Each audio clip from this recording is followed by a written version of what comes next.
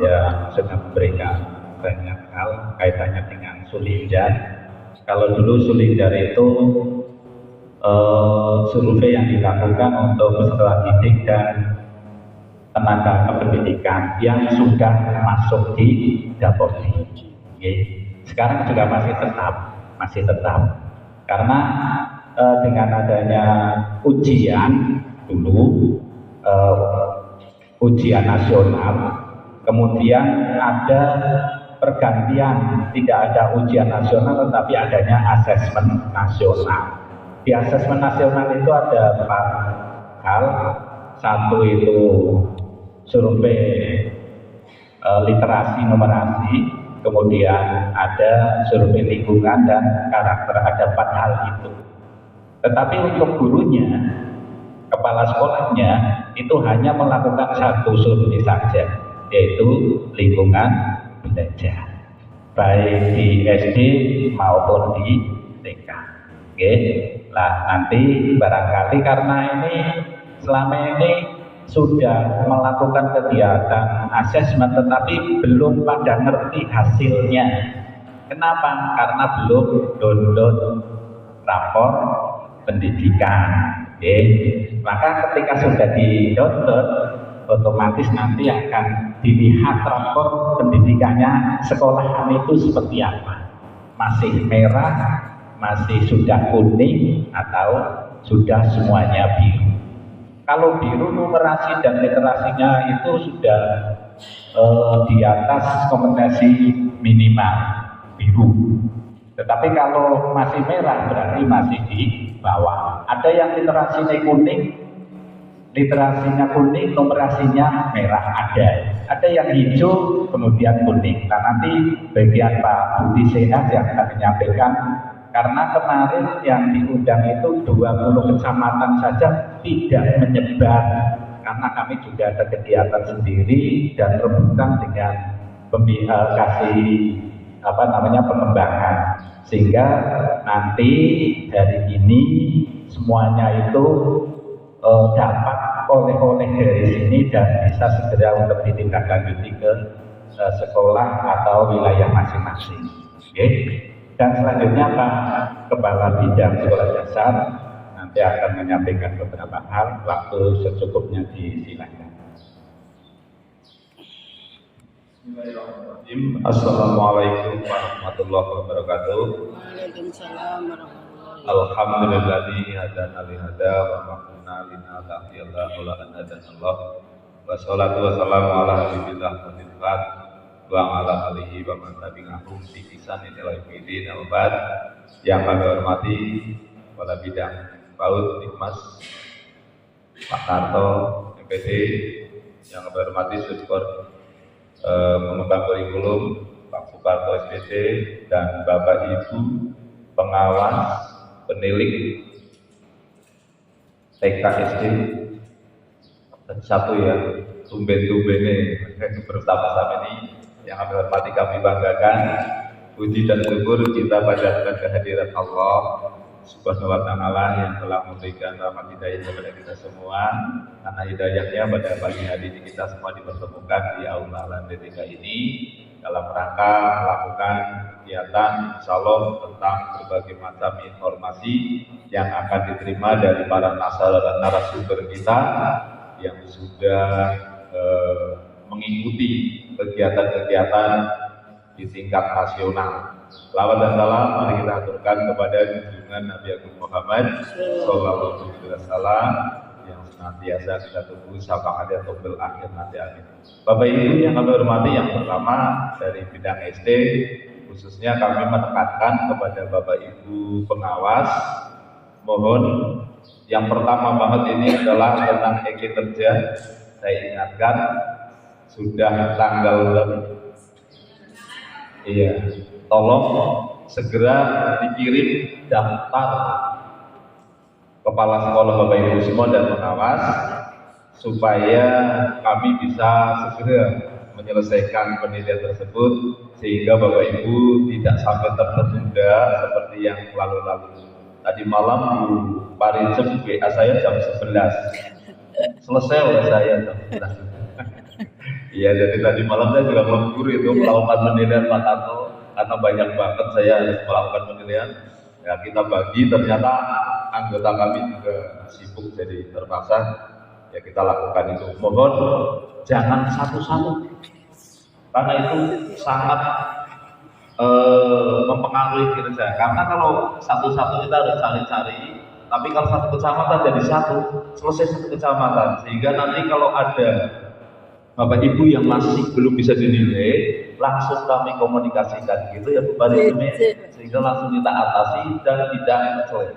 Itu tentang kinerja. Mohon untuk dibiasakan untuk mengerjakan secara rutin. Nanti ini belum ada efek, tapi insya Allah kalau dia di dinas pendidikan sudah berefek. Ya, kalau nggak kerjakan kinerja 40% dipotong. 60 malah ya. Kemarin Pak Marto udah ngalamin ya seperti itu. Jadi mohon untuk bisa dilaksanakan dengan baik.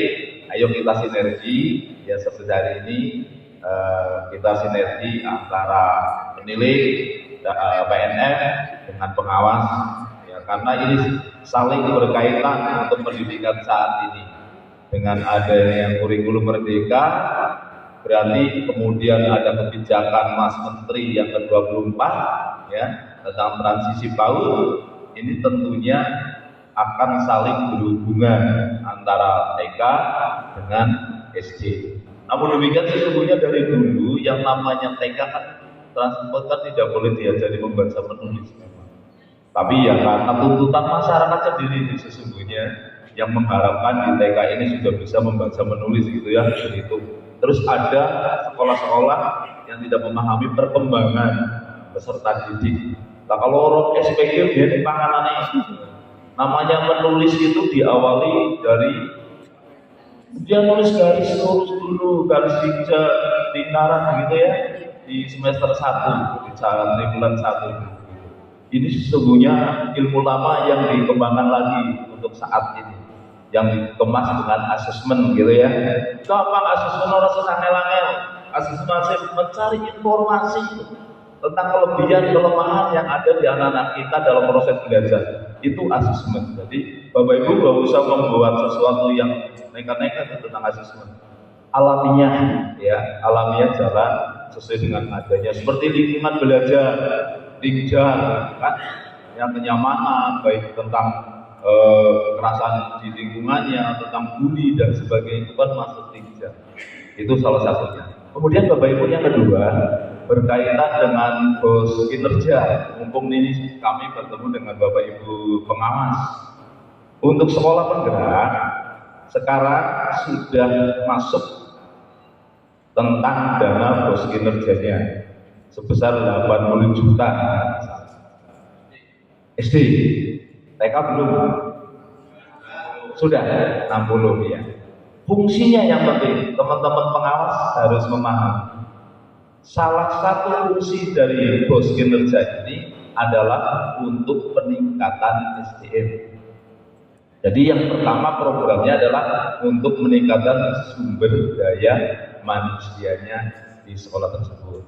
Maka Bapak Ibu pengawas harus mampu mengarahkan kalau meningkatkan sumber daya manusia, dan kebanyakan adalah pada meningkatkan kapasitas gurunya, ya, guru kepala sekolah.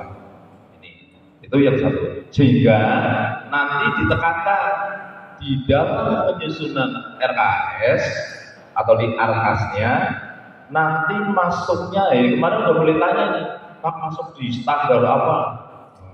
Ya jelas itu di PTK ya, PTK dan proses pembelajaran itu banyak masuk di dalam itu. Ini mulai kita menyampaikan metrik penyebaran dari penggunaan dana bos regulernya. Tapi insya Allah teman-teman bendara sudah kami bekali dengan metrik ya penyebaran tentang penjabaran dari perencanaan berbasis datanya, karena tadi juga ada PPD. Nah, yang kedua Bapak Ibu, bos reguler itu diperuntukkan adalah untuk peningkatan kualitas mutu manajemennya. Berarti Kalau hal ini maka menyangkut pada manajemen sekolahnya, yaitu kepala sekolah. Nah, nanti mungkin ini berkaitan juga dengan pelatihan manajerial kepala sekolahnya, di mana kepala sekolah tersebut salah satunya nanti akan berimbas juga dengan peningkatan tentang akreditasinya. Jadi manajerial ini juga menjadi titik utama yang ditekankan pada penggunaan dana post reguler. Itu. Kemudian kegunaan yang ketiga adalah untuk meningkatkan digitalisasi sekolah. Nah, ini mohon untuk berhati-hati. Kalau sudah digitalisasi sekolah, ini kaitannya dengan pengadaan alat IT. Maka Bapak Ibu nanti mengarahkan teman-teman kita yang kebetulan sekolahnya di sekolah bergerak. Kalau SD ada 10, kalau TK berapa ya Pak Narto kemarin? Sama 10 ya? Sama 9. Ya. Ini nanti kaitannya dengan digitalisasi pendidikan. Ini mohon untuk menjadi fokus. Karena ini juga bagian dari kebijakan pemerintah di dalam hal melakukan transformasi teknologinya. Ini kaitannya. Yang keempat adalah tadi yang sudah dibahas oleh teman-teman kita Pak Kato juga tentang PBD. Jadi salah satu fungsi dari BOS reguler adalah untuk mengelola perencanaan berbasis data. Data yang diperoleh nanti salah satunya adalah dari rapor pendidikan yang merupakan dari kebijakan Mas Menteri di episode 19.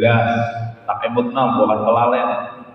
Bapak Ibu guru kadang-kadang di episode Merdeka aja yang menjadi tugas kita aja pada lupa. Artinya satu persatu ini ya kita diingatkan kembali tentang kebijakan-kebijakan.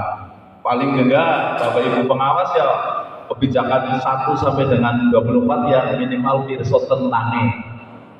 Begitu ya teman-teman pendidik juga sama di dalam lingkungan belajar kita kan minimal kita mengenalkan itu sehingga kalau sering disampaikan maka ngerti. Sehingga ngerti kebijakan pemerintah seperti apa. Nah, jangan ya kalau sekarang tanya 24 apa? Oh ternyata transisi PAUD, bukan ke SD kan? Isinya apa? Jadi disampaikan oleh Pak Narto. Nah untuk PBD ini Bapak Ibu nanti akan menguraikan berarti perencanaan berbasis data ini adalah data yang dari rapor pendidikan yang nantinya adalah dari hasil asesmen baik yang nanti sifatnya internal maupun eksternal tadi yang disampaikan oleh Pak Narto. Untuk itu 4 hal ini menjadi fokus ketika teman-teman kita menggunakan dana BOS kinerja yang berasal dari sekolah bergerak. Terus selanjutnya Bapak Ibu, yang berikutnya adalah kemarin teman-teman kita ada Pak Mungkono, ada Pak Budi ya, termasuk ya, Bapak Parto juga kita kirim ke Makassar, kemudian ke Yogyakarta gitu. Siki sering tak suruh plesir Pak Parto. Yang ngaji dan jenuh banget rasanya keluar kota gitu. Kemarin beliau Pak Mungkono ya ke Surabaya. Nanti oleh-oleh itu kita harapkan nanti di Gesing Lirik ini akan disampaikan kepada teman-teman semua tentang apa saja yang sudah mereka peroleh. Jadi harapan kami semakin banyaknya teman-teman kita pengawas yang mendapat sumber-sumber materi dari pemerintah ini, maka akan semakin memberikan wawasan kepada kita semua dalam hal meningkatkan mutu pendidikan.